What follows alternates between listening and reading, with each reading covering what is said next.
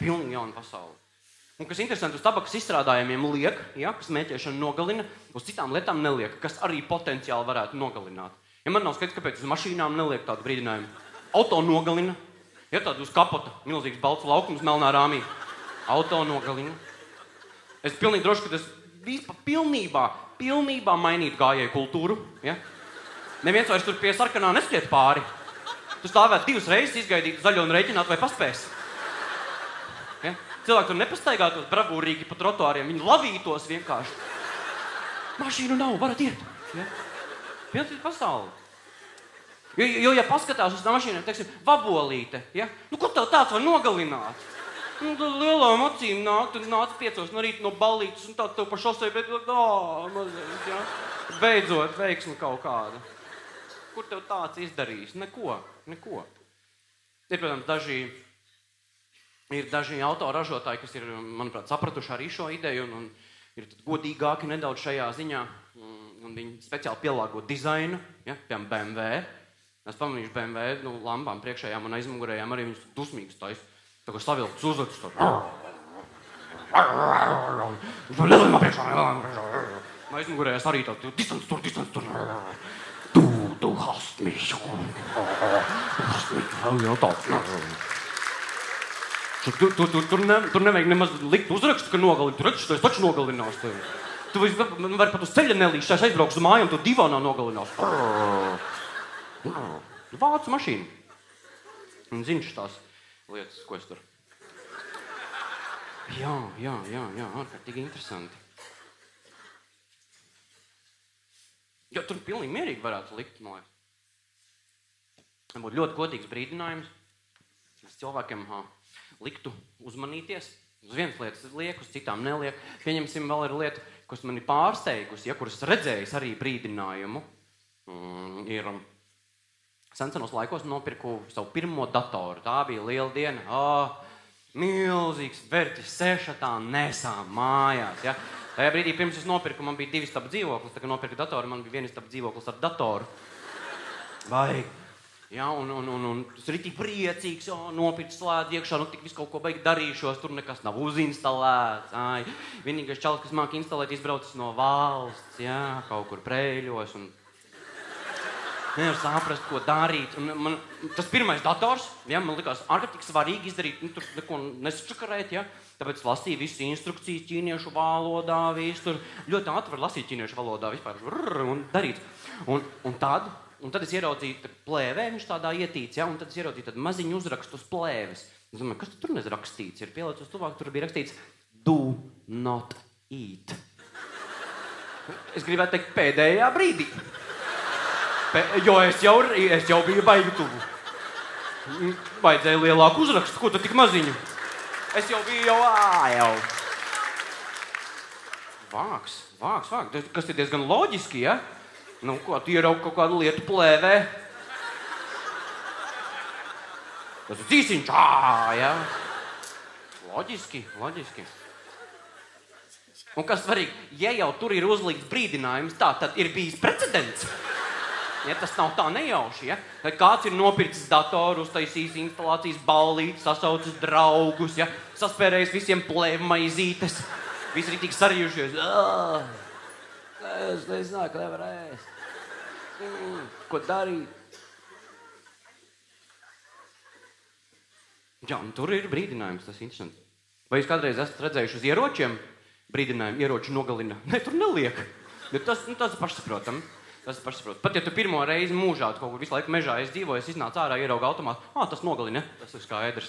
Ja? Uz zobbakstāmajiem liek instrukciju, nezinu kāpēc. Ja? Jo to ar zobbakstāmajiem cilvēki visu laiku pārprot, tāpēc ir jāliek instrukcija, ko darīt. Daudz domā, ka tā ir ļoti maziem kamīniem malka. Ja? Tāpēc brīdina, nē, tas tev ņem, baksta zobus.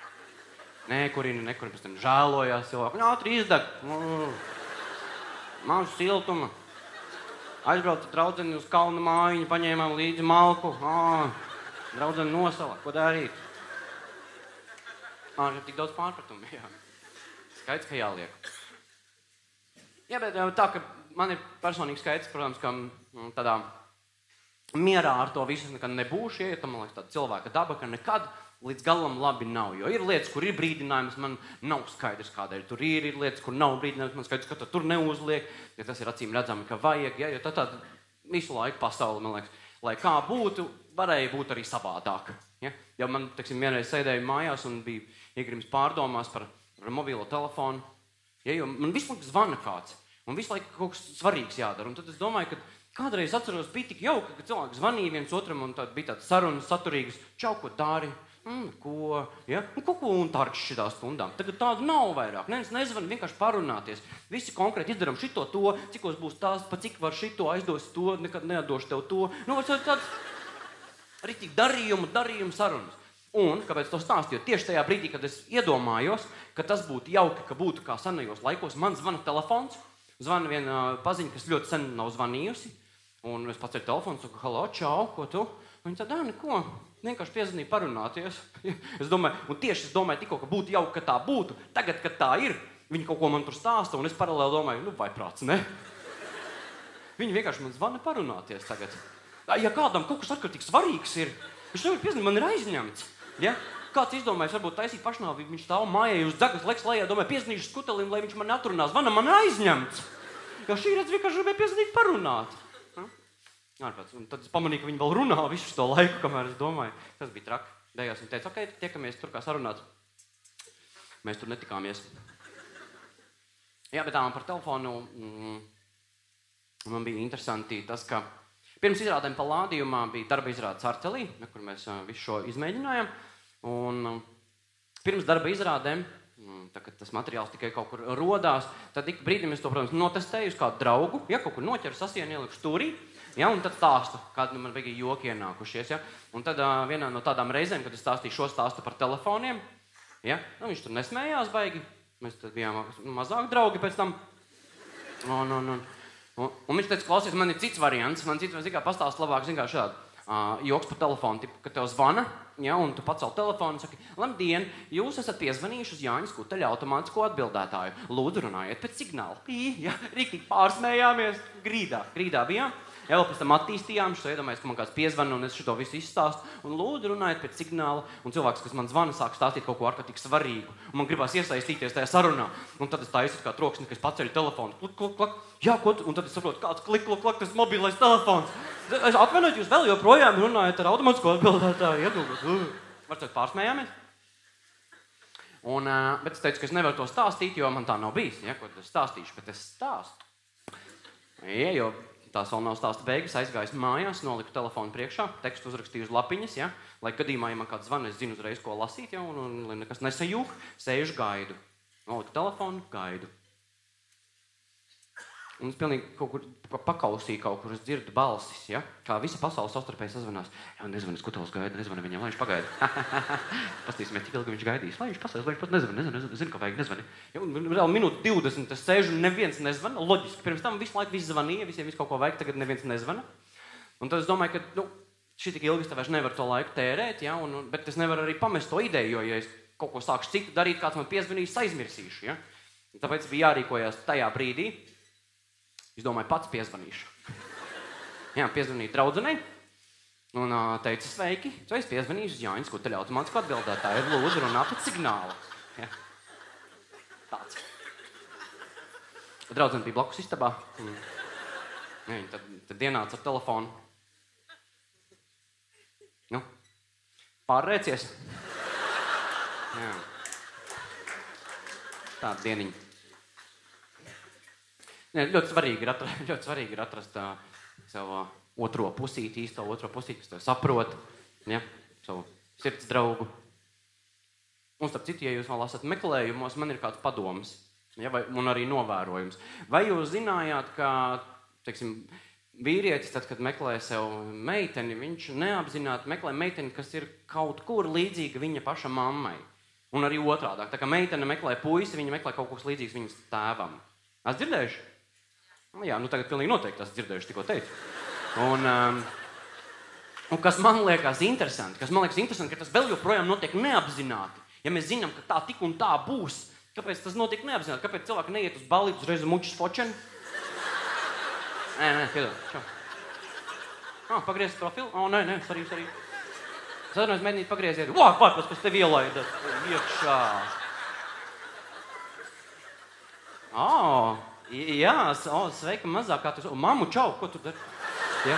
Un liekas, pirmā lieta, tiklīdz iepazīsties ar meiteni, ņem aiz rokas un vēl pie mammas, tu tai blakus. Nāc. Ko? Jā, mēs zinām, ka tāpat tā būs. Priekš kam vēl gaidīt. Ja? Un kas svarīgi, šī sistēma, manuprāt, viņa ir muļķu droša. Ja? Jūs pat varat pats būt pārliecināts, ka atradāt kaut ko, kas vispār nav līdzīgs. Ja? Ne jūs mammai, ne jums. Beigās būs. Tāpat pēc kaut kāda laika būs, ja, kas arī ir otrs mans novērojums, ka cilvēki, kas ļoti ilgu laiku dzīvo kopā, viņi ļoti paliek līdzīgi, pat vizuāli viens otram. Ja? Es pamanīšu, jā, ārkārtīgi. Ja, piemēram, es iepazinos arī ar draudzeni, mēs tajā brīdī tiešām nevarētu teikt, ka mēs bijām baigi līdzīgi viens otram. Ja? Viņai ir tāds specifisks tāds iezīmes. Ja? Piemēram, man draudzene runā priekšmetiem. Ja? Ko darīt? Un, mums mājās, piemēram, visiem tādām lielākajām lietām ir vārdi. Veļas mašīna ir Vilma, ja, par godu Flintstones sievai, kas droši vien daudz mazgājusi. Tad mums Sulspieta Miranda, tad mums ritenis Raitis, jo Raits, ja, minās. Mums mašīna Vilhelms, ja, jo Vācu. Tādām lielākajām lietām ir nosaukumi. Ja, un tad vienā no pirmajām reizēm, kad mēs pārnākam mājās, ja, man draudzene viņi sasveicinās arī ar dzīvokli. Ja mēs tā ienākam iekšā, viņi tad, sveika māja!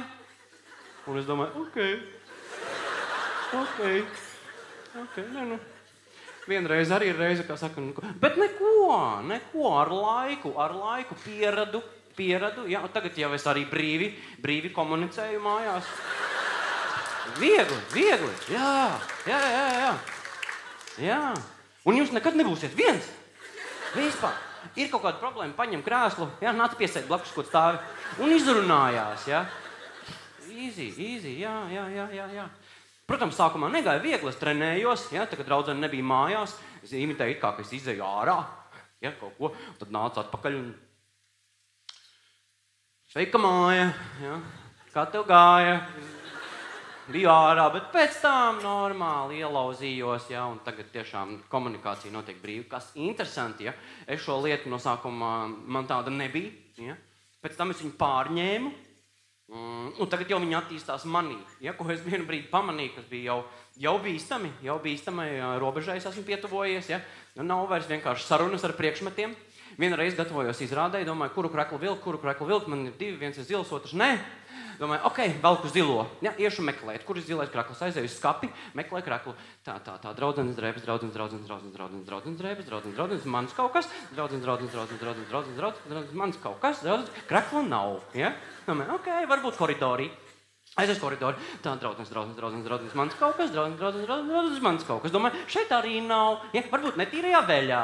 Reiz netīro veļu, mans draudzenes, mans draudzenes. Krekla arī nav, saprot, jo draudzene nebija mājās, ja draudzene būtu mājās, vienkārši paprasīt, kur krekls, viņi teiks, kur ir, bet tagad viņi nav. Uzdevums čalim, ja, krekls man ir jāatrod, beidzot dienai kaut kāda jēga, ja, un es hopsēju atpakaļ uz skapi, ja kur tad viņš citur būs, ne jau rakstām galdā, vai ne? Aizēju uz skapi un atkal draudzenes. Man veca jaka aiz jakas krekls, ja, noslēpies. Ja? Es nevaru iedomāties, ka aiz jakas vēl kaut kas var būt. Ja? Man ir tā jaka man mūžību jau veselu. Es viņu nevelku, viņi tur tad plēķiem un caurumiem. Un draudzene teica, kādreiz grib izšķirties, uzvelk šito jaku un tāpēc es arī... Bet tiešām ļoti mīļa jaka un negribās mest ārā. Un... Man jau viņi vismaz gadus 10 ir, ja? Ja man viņi 10 gadus nenoderēja, tad tu un taču noderēs. Ja pirmajā gadā izmest, tas būtu nekas, ja? Tagad visu laiku nenoderēja, tu kaut kā tūliņ būtu, ja kaut kādi dārza darbi. Te centrā man, ja? Vai fasāde daudzstāvenē jākrāso. Kur es dabūšu jaku?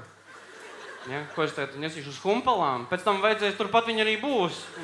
Kurš tā viņa pirks? Tur vēl aizmugurē birka, rakstīts skutelis, vēl timdiņš ņorītē. Ko es, forši jaku?